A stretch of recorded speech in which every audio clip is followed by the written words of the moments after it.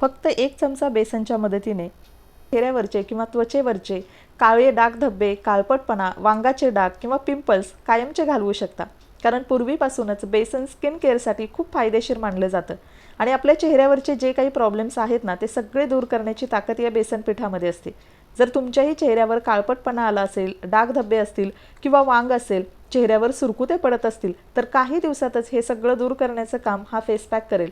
त्याचबरोबर तुमच्या चेहऱ्यावर इन्स्टंट असा ग्लो बघायला मिळेल. तर त्यासाठी आजची ही साधी सोपी home remedy step by step नक्की फॉलो करा. कुठल्याही सणासाठी किंवा कार्यक्रमाच्या वेळी आपण महागडं फेशियल किंवा ट्रीटमेंट करतो, परंतु त्याचा पाहिजे तसा रिझल्ट आपल्या चेहऱ्यावर दिसत नाही. उलट कधीकधी आपल्या चेहऱ्यावर त्या केमिकलयुक्त प्रोडक्टमुळे ना रिॲक्शन दिसायला लागते. ग्लो येण्याची आपण अपेक्षा करतो, पण ग्लो येण्याऐवजी चेहऱ्यावर येतात पिंपल्स आणि काळेपणा. तर आज आपण घरच्या घरी पार्लरपेक्षाही अतिशय सुंदर रिझल्ट देणारा हा घरगुती उपाय करणार आहोत. आता यासाठी आपल्याला पहिली वस्तू इथे लागणार आहे ते म्हणजे बेसन पीठ. आपल्या प्रत्येकाच्या घरामध्ये बेसन पीठ अवेलेबल असतं आणि बेसन पिठामध्ये नॅचरल क्लिन्झिंग प्रॉपर्टीज असतात. साबण आणि फेसवॉश बाजारात येण्यापूर्वीपासूनच आपण आपल्या चेहऱ्यासाठी बेसन पिठाचा वापर करत होतो, ज्याच्यामुळे आपल्या त्वचेला नॅचरल ग्लो यायला लागतो.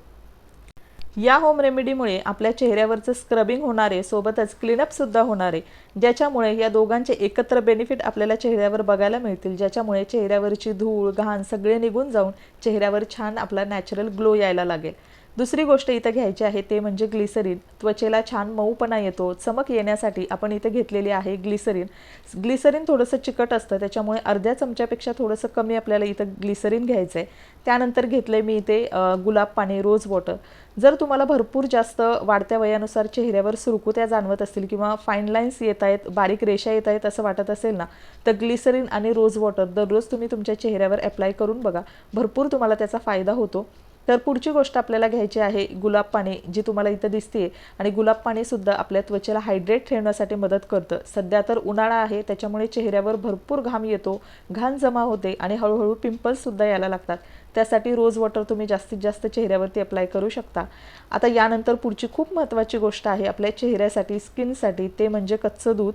आता कच्च्या दुधामध्ये लॅक्टिक ॲसिडचं प्रमाण भरपूर असतं, ज्याच्यामुळे आपल्या चेहऱ्यावरची जी काही घाण असेल तर ती निघून जाऊन आपला चेहरा क्लीन करण्यासाठी मदत ठरते.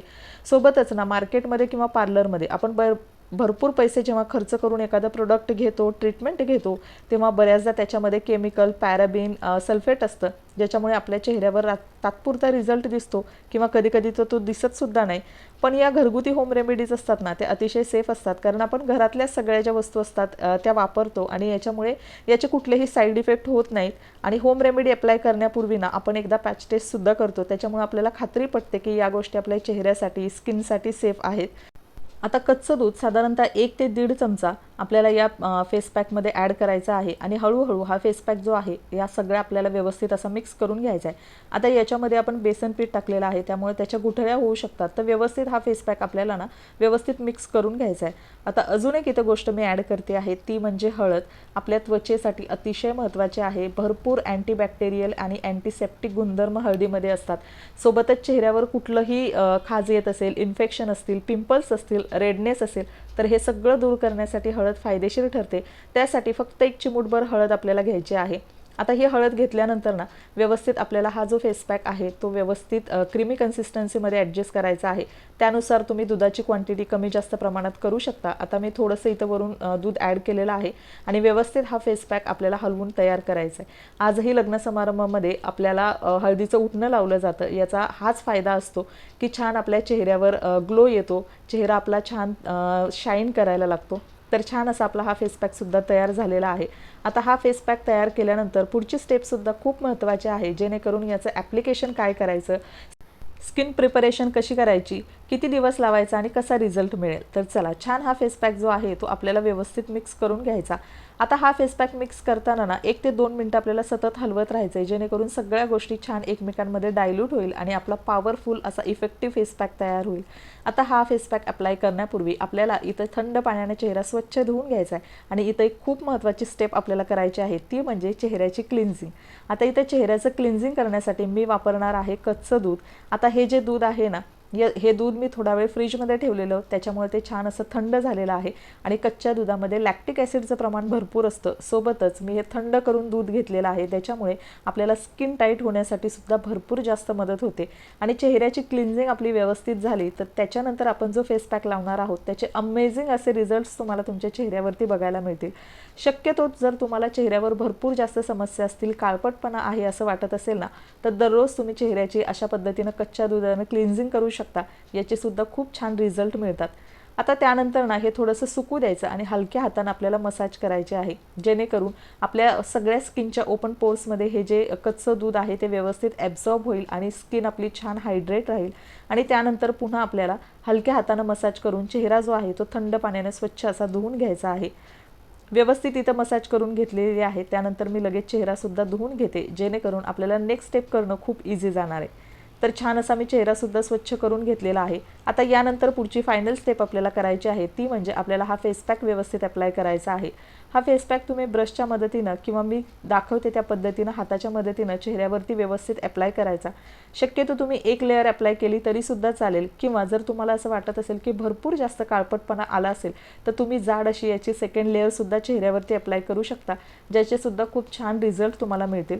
तर व्यवस्थित हा अप्लाय करायचा आणि त्याच्यानंतर 5 ते 10 मिनटं आपल्याला हा स्किनवर तसाच राहू द्यायचा आहे, जेणेकरून याचे सगळे जे गुणधर्म आहेत ते आपल्या स्किनमध्ये छान खोलवर पोषण या गुणधर्मांचं मिळेल आणि त्यामुळे आपली स्किन छान नॅचरली ग्लो करायला लागेल.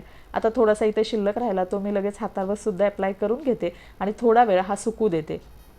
हा जो साधा सोपा फेस पॅक आहे ना, तर तो सगळ्या स्किन टाईपला सूट होतो. जरी तुमची ऑइली स्किन असेल, ड्राय असेल किंवा थोडी सेन्सिटिव्ह असेल तरीही हा फेस पॅक तुम्हाला सूट होईल, कारण याच्यामध्ये आपण सगळ्या घरगुती वस्तू वापरलेल्या आहेत आणि अगदी दिवसातून ना आपण भरपूर बिझी असतो तरीसुद्धा 5 ते 10 मिनटं स्वतःसाठी नक्की काढा, ज्याच्यामध्ये तुम्ही छान असं स्किन केअर किंवा हेअर केअर करू शकाल, जेणेकरून यापुढे तुम्हाला पार्लरमध्ये जाऊन हजारो रुपये खर्च करण्याची अजिबात वेळ येणार नाही.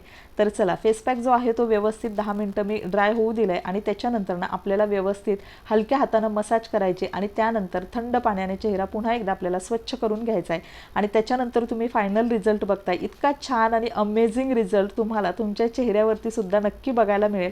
तर आठवड्यातून एकदा किंवा दोनदा ही होम रेमेडी नक्की तुम्ही तुमच्या चेहऱ्यावर ट्राय करून बघा. छान असे अमेझिंग रिझल्ट तुम्हाला सुद्धा बघायला मिळतील. आता त्याच्यानंतर ना आपली स्किन ड्राय पडू नये, छान स्किन मऊ मुलायम राहावी, यासाठी आपल्याला मॉइश्चरायझर इथं लावायचं आहे. सोबतच वाढत्या वयाच्या ज्या खुणा म्हणजे फाईन लाईन्स असतील किंवा बारीक रेषा सुरकुत्या आपल्या चेहऱ्यावर यायला लागतात, त्या कमी करण्यासाठी आपल्याला छान स्किन मॉइश्चराईज करणंही खूप गरजेचं आहे. आता इथं तुम्ही ॲलोवेरा वापरू शकता, गुलाब पाणी वापरू शकता किंवा जे मॉइश्चरायझर तुम्ही वापरतात ते मॉइश्चरायझर वापरू शकता. तर चला मैत्रिणींनो, आजचा व्हिडिओ मी इथंच एंड करते. आय होप तुम्हाला व्हिडिओ आवडला असेल. व्हिडिओ आवडला तर नक्की व्हिडिओला लाईक करा, चॅनलला सबस्क्राईब करा आणि हो, व्हिडिओ शेवटपर्यंत पाहिल्याबद्दल मनापासून धन्यवाद. Thank you so much. Bye bye. Take